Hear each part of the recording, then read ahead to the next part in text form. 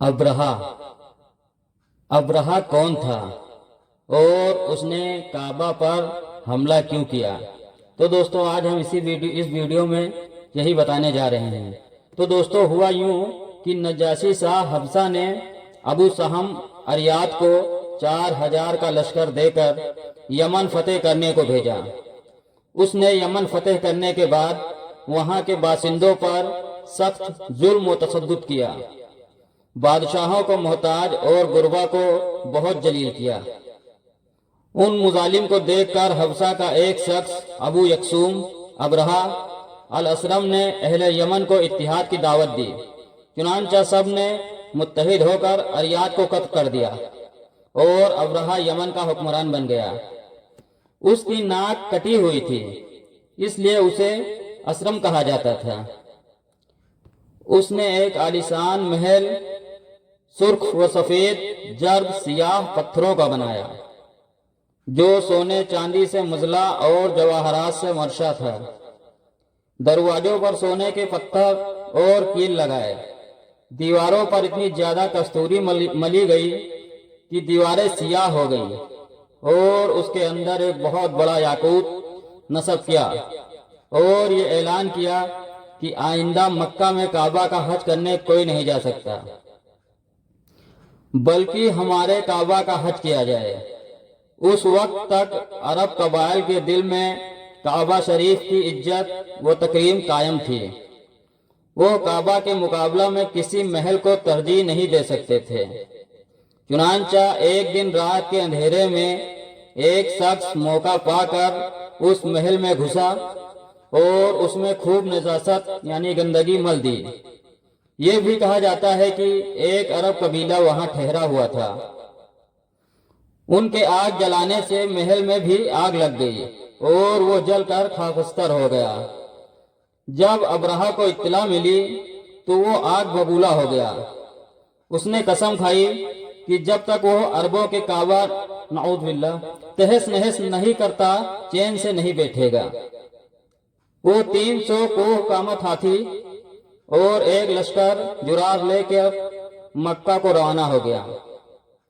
उसने ये मजमूम मंसूबा बनाया था कि काबा शरीफ के सतूनों में लंबी और मजबूत जंजीरें बांधकर हाथियों को गले से बांधी जाएं और फिर यकबारगी हाथियों को हुंकार कर काबा को मुनहदम कर दिया जाए।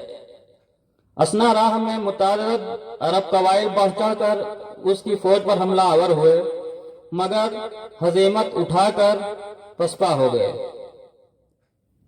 बिलाखिर वो मक्का मुअज्जमा के करीब पहुंच गया और अपनी फौज को हुक्म दिया कि मक्का वालों की भेड़ बकरियां और ऊंट वगैरह जो कुछ नजर आए उस पर कब्जा कर लो। चुनांचा रईस कुरैश अब्दुल मुत्तलिब के 2 ऊंट भी गिरफ्तार कर लिए गए। जब अब्दुल मुत्तलिब को इस वाकये का इल्म हुआ तो वो अब्रहा के पास गए। उसने कहा, उनके वजह चेहरा देखा तो ताजीम से खड़ा हो गया और तख्त से उतरकर नीचे उनके बराबर बैठ गया।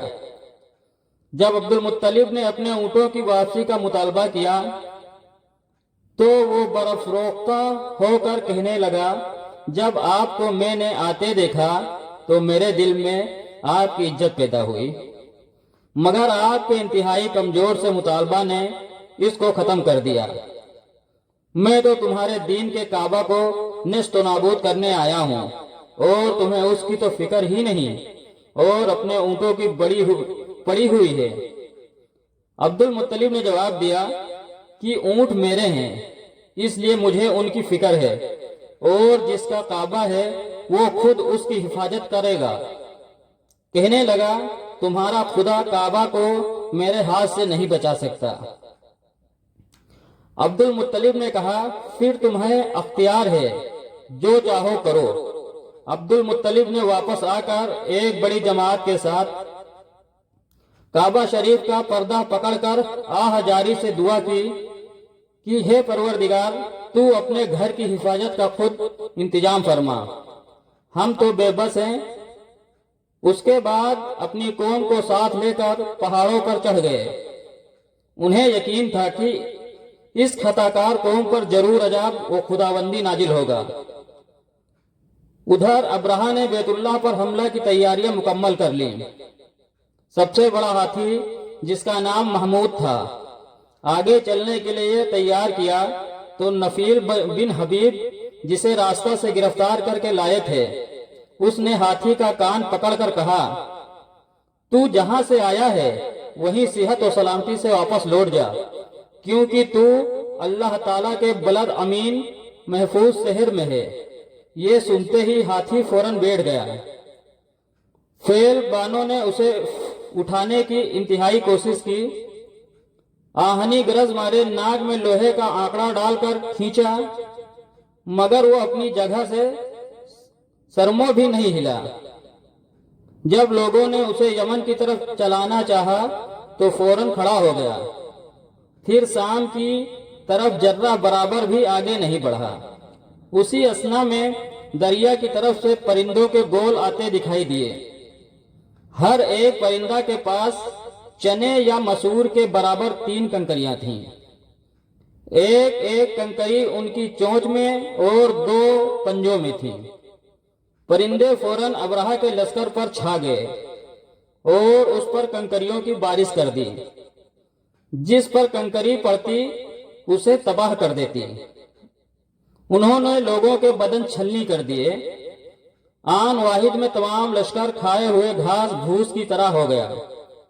لشکر کے سرگنا ابرہہ کو اس سے بھی زیادہ عبرتناک سزا دینا مقصود تھا، اس لیے وہ وہاں میدان میں نہ مرا بلکہ واپس یمن کو چل دیا، مگر اس کے جسم میں کنکریوں سے کچھ ایسا زہر شرایت کر گیا تھا، اس کا ایک ایک جوڑ گل کر بدن سے علیحدہ ہونے لگا۔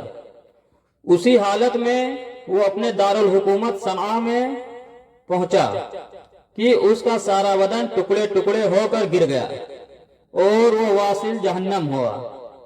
اس کے بعد قدرت خداوندی نے ایک ایسی طوفانی بارش نازل کی جس کے ریلے میں یہ تمام منحوس لاشیں بہہ کر سمندر میں غرق ہو گئیں اور تمام علاقہ صاف ستھرا ہو گیا۔ یہ واقعہ رسول اللہ صلی اللہ علیہ وسلم کی ولادت سے 50 روز پہلے کا ہے۔ جزاکم اللہ خیر۔